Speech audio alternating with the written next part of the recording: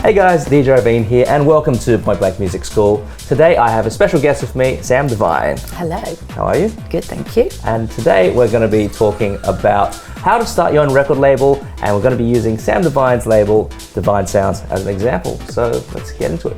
With your label, DVine Sounds, can you tell me how it started and a little bit about the label itself? So it started by me finding an artist on SoundCloud, was playing his tracks at peak time in my sets, went back through his whole back catalogue, loved the sound and the vibe that was coming through, and I was having lunch with my manager and he basically said to me, why don't you start your own record label and sign him? DVine Sounds was born the next day. So what was the next step from there? I mean, you had to go through stuff like branding, you had to go figure out the name, and then what about like the administrative side? Like who did you have to help you out for that? Well, I mean, obviously I had my manager's support there, and you know, they've both been in the industry for, you know, a very, very long time. But they kind of just said, you know, that's your idea, go away and run with it. I actually run the label with two of my best friends, Camilla and Jess, you know, so we're a girl gang.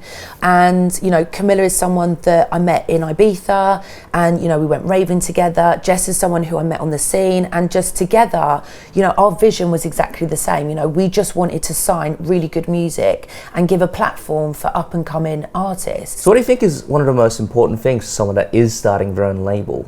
The most important thing, I think, is branding. Have a good name, don't follow trends, you know, go after the artist. You know, you really have to do your research. You know, people aren't going to come to you. Don't be afraid to knock on people's doors. You are going to get knockbacks. You know, you are going to get that door slammed in your face a hell of a lot. You have to be really tough skin for sure. I think for a lot of people as well, it's quite difficult if they're starting out and they want to get that first signing. You kind of have to make a name for the label itself. So if you have a label, like, I mean, you know, if you're defected or something, you don't ever really have to go out and say, I want to sign a track, because people are going to be sending them through in droves. Absolutely. But when you're starting out a label, you really have to be really selective, and you got to kind of know exactly what you want for the first couple of releases. Absolutely. And you know what, when we first started the label, it was a struggle for us in the beginning, because we found that sometimes we were signing things with our heart and not with our heads, you know, or no, sorry, the other way around, with our heads and not with our hearts. And because we got invested in those artists and we really wanted to sign a track off them, but they just weren't there. So it's almost about, you know, nourishing and, you know, developing those artists so that when they are ready, you know, we're ready for them. And you just got to keep going. You know, nothing is easy in the music, and nothing's easy in life. You know, you just have to be so positive and so passionate and driven. It is hard graft, and if you're willing to see everything right through to the end, then you can have a successful label. So do you think that's one of the reasons why you're still around after all these years? Whereas a lot of labels, a lot of indie labels, when they start out, they'll, you know, be burning strong and they'll just get burnt out after a year or two. Absolutely. I mean, do you think the reason is also because you're helping these artists grow, and then these artists, it's always good to have these artists that kind of define your label? Absolutely. You know, we sign records with our hearts on our sleeves. We really do. You know, there's so much kind of background emotion and everything that goes into it, you know. So Jess and I are both obviously DJs, so we can then go and play those records, then come back to the artist and, you know, and just kind of build the record together, if you like, because some of these producers, you know, that we've signed in the past, they're not even gigging. They're literally in their studios making music, you know, and that's where I feel that we come in, so that we can give them that platform so people notice them and then they can start playing out in clubs. That's the end result for us, you know, and we invest in those artists so that, you know, we've got longevity with them. I don't just want to sign a record off someone and then next. You know, we're all about building relationships. What about songs that define the label itself? What would you say is your top pick for that? So my top pick would have to be the Carneo and Turno remix of Jean-Jacques Smoothie Two People. As I said before, I used to work in a record shop as a house buyer. So when that came through, it was on a one-sided white label, and they had actually handwritten the lyrics on the back of the sleeve, which I thought was super cool. So it was a big track for me throughout my whole career. And then Carneo sent me sent me the track with the sample in it, and I was like, this is dope, man. I hadn't played it for a good few years, but it took me back to that moment of being in the record shop and everything else. I was just like, we have to sign it. This track is special, you know. We got Roger Sanchez played it on Radio 1. It had a really good promo feedback on it. DJ Mag premiered it. It went number 1 on Traxsource and Beatport in the house chart, and just all round I just heard it everywhere. Everyone was playing it. That for me was a big game changer for us. So what about a lot of artists? They actually come in, they have samples, they've sampled other artists in their music. How do you go around dealing with that? It's someone else's work and they have to be paid for it. You know, they put the original work in, therefore they need the royalties. And for a small label like us, I can't go and clear that sample. Do you get them to re-sing the song, get a singer or something to redo it? Yeah, we do have, like, you know, a pot of vocalists that we can, you know, dip into and use. Tenny Tinks, for instance, we used her on a Flakes Beats track, and she's absolutely massive now. But, you know, we can call her and be like, well, probably not now because she's huge. But, you know, she just came down to the studio, one take, and it was just like, yeah, done, you know, and that track went on to be really big as well. So, yeah, I mean, if the artist is invested and, you know, they're committed, then we will give them everything, you know. So for our viewers out there, if somebody out there wanted to go and start their own label tomorrow, yeah, what kind of advice would you give them? As I said before, branding is super, super important. But I think the biggest thing is do it with your heart on your sleeve, because if you force it or you're trying to follow a trend, it just doesn't work, you know. You've got to be in it for the longevity. You've got to think of the bigger picture. When we started DVine Sounds, our vision is, you know, we've got a 10-year plan. And I think some people go into it with tunnel vision. They just think it's really cool to own a record label. Yeah, it's really cool to own a record label, but there's so much more that goes into it. I think a lot of people actually forget about all the boring stuff as well. The paperwork. Exactly, that, and also just planning. Like you were saying, you have a 10-year plan. Yeah. And that's really important to know exactly where you want to be from now. You know, anyone can do it. I didn't finish school. I'm not that good at spelling or writing, and I'm still sat here talking to you about running a record label that's been going 4 years, you know? So don't limit yourself. Anyone can start a record label.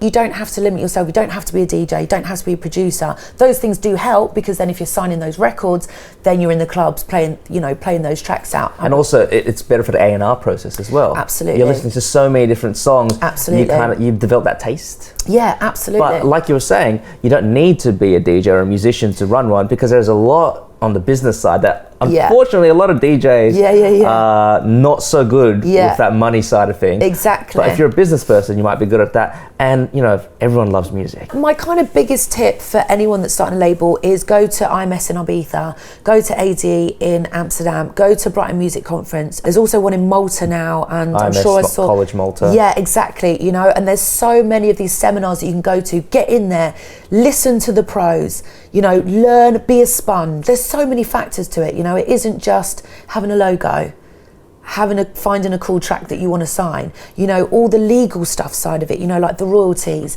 And it's about being connected to that track as well, seeing it right through to the end, you know, seeing it from coming out of the studio to pre-master, mastering, then artwork, then contracts, you know, then actually inputting it into a system, then get it going out on promo, then getting feedback from artists, then playing it in the club, and all these, then actually seeing it online, you know. It sounds like a lot of work. It's a lot of work, you know, and literally on release day, it's like Christmas.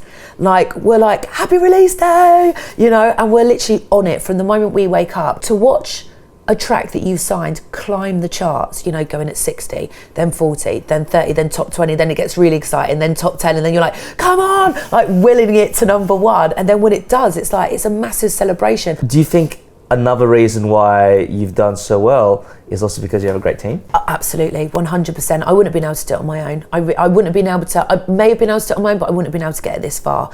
You know, literally the ideas, the creativity, we have an A&R meeting once a week at my house. We've called it, who does the A&R? So all three of us do. Okay. Myself, Camilla and Jess. Jess is wicked because she goes out and she finds people. You know, a lot of people send Camilla and I stuff, but Jess will go out and find it, you know.